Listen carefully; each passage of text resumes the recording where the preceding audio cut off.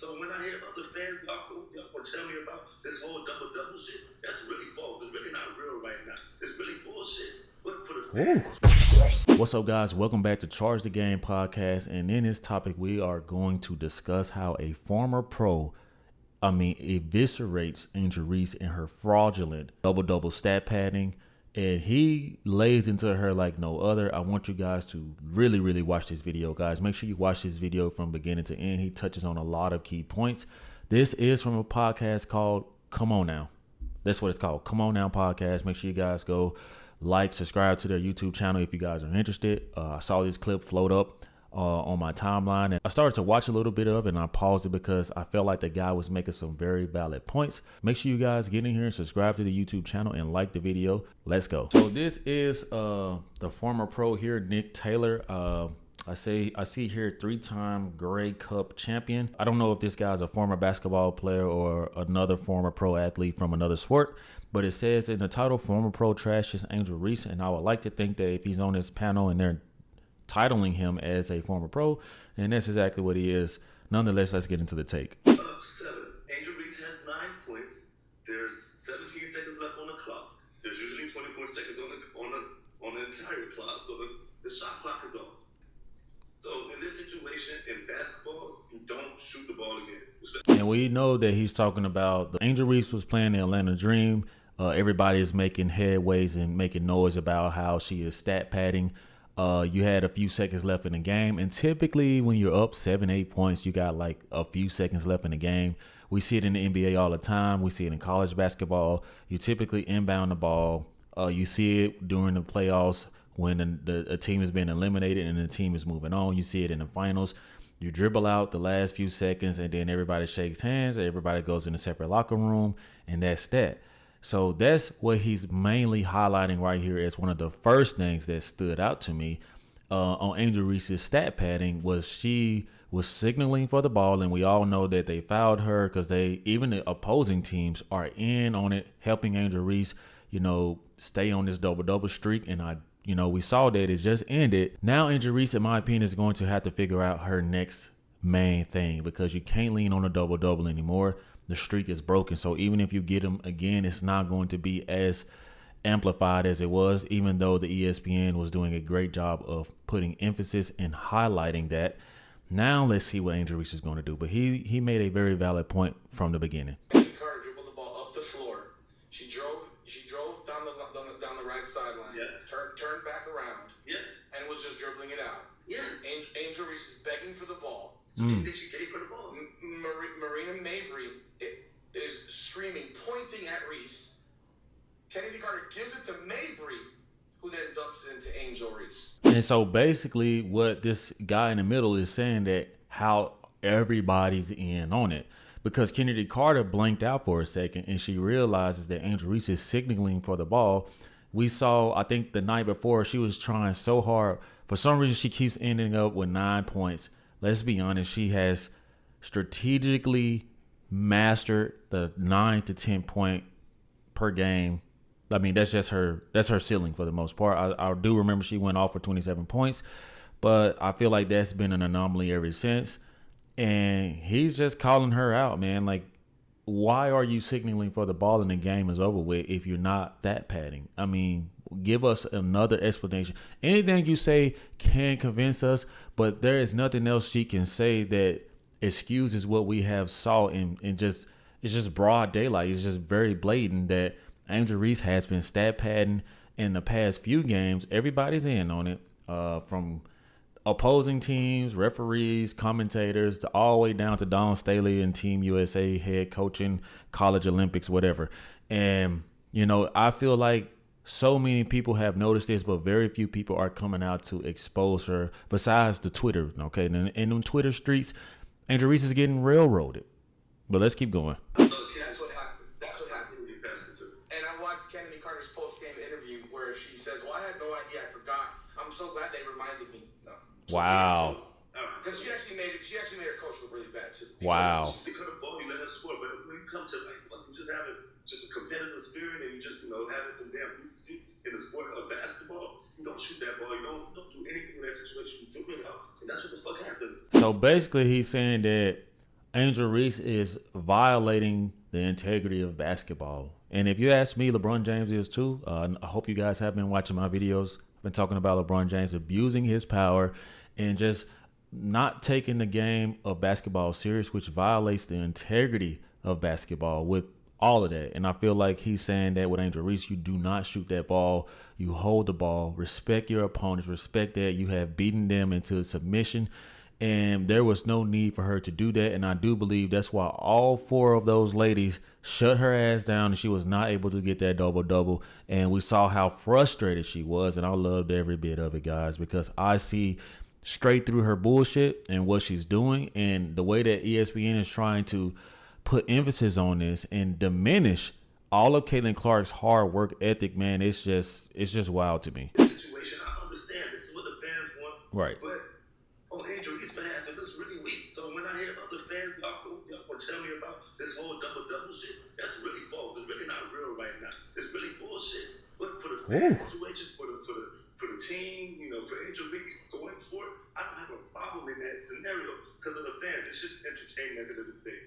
Let them have their fun. Let the fans celebrate it. But when y'all come to me about this whole Caitlin Clark situation and y'all compare the two and y'all throw doubles in my face, that's bullshit. I don't want to hear about this shit. Ooh, is this a brother talking like this, supporting Caitlin Clark? Y'all know every time I see a minority come out and support Caitlin Clark, I'm going to put emphasis on it because I target the black community for not being able to think for themselves and always going with a narrative versus what they truly believe. Like, seriously, guys, like, I told you guys I went to the barbershop Friday, man, and I go to a barbershop that's, let's say, like, the fellas are a little rough in there, and they were arguing, saying that Caitlin Clark is the rookie of the year. I could not believe it, man. And if I know that those type of guys believe this, I can only imagine what people around the league in both sports, well, mainly basketball, because in the WNBA, all the women want to scissor Angel Reese.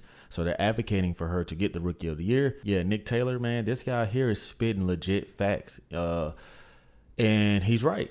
You know, Angel Reese is stat padding, and no one is really just talking about the obvious truth that Caitlin Clark is just a far more talent, man, aesthetically, generationally. Like, she is the real deal. There is no stat padding with Caitlin Clark because she is genuine to the game, right? She's genuine to the game and she has integrity for the game, meaning that, I mean, she could easily stat her pads. On the team she's on, she's literally the best person. She could pad her stats. What does she do? She sacrifices all of that to make sure her teammates are involved. Y'all don't think that she could have got way more than one triple-double by now? Be serious. Like, seriously, like, be serious, guys. We see Angel Reese, 6'3", 6'4", 6'5", whatever she is, literally around the rim player, an impact player, and that is a huge difference.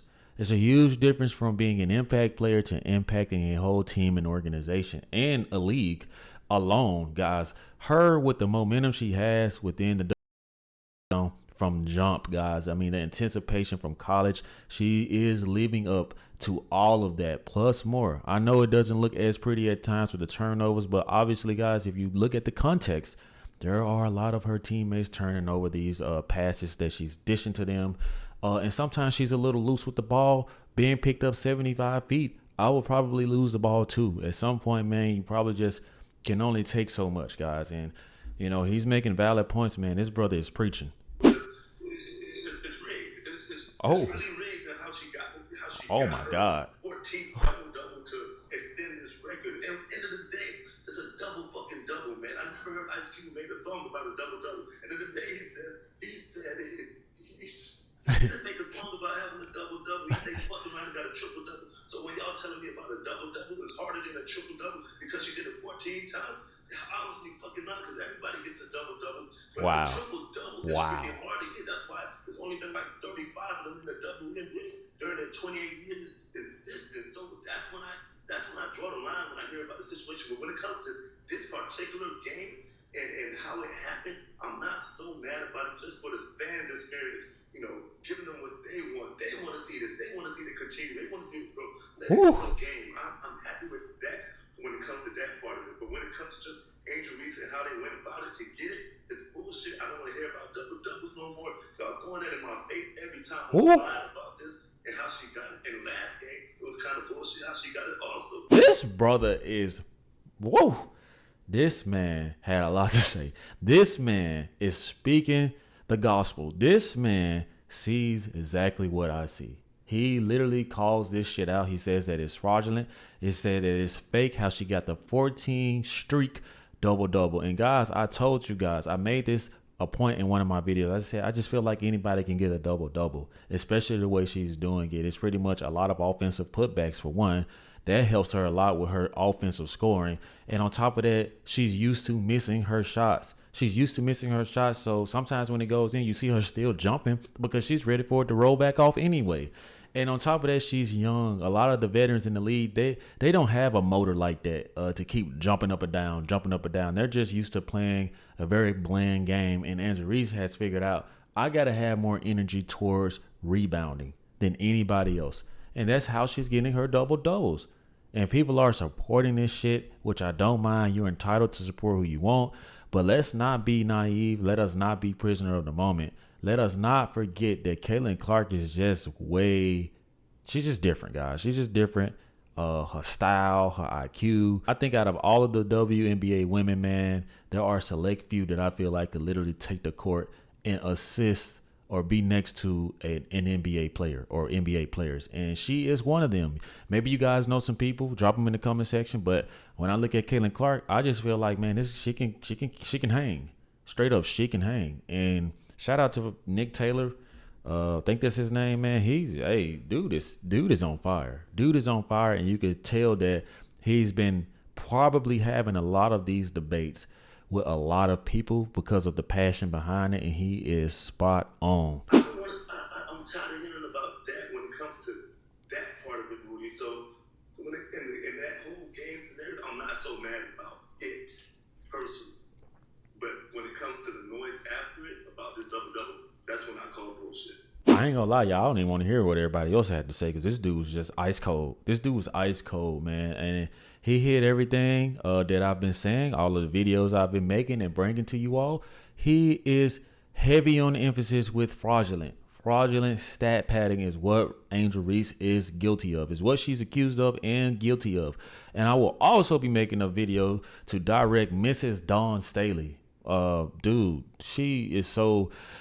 Her and Angel Reese, man, I don't know what they got going on. Maybe they are lovers and friends, lovers and coaches, love and basketball, all kind of, I don't know what's going on with them, but they do a very fine job of coming out acting like they support Caitlin Clark, only to go behind her back or into another media source and shade her and say a lot of things that subliminally are targeted towards Caitlin Clark. You guys tell me what y'all think about this video. Once again, this podcast is called Come On Now Podcast, and he literally was like, come on now. Are y'all serious? Are y'all serious about this Angel Reese over Caitlin Clark situation? I respect that. I'm going to subscribe to the YouTube channel, guys. Make sure you are subscribed to the YouTube channel. See you guys next time. Peace. Yeah.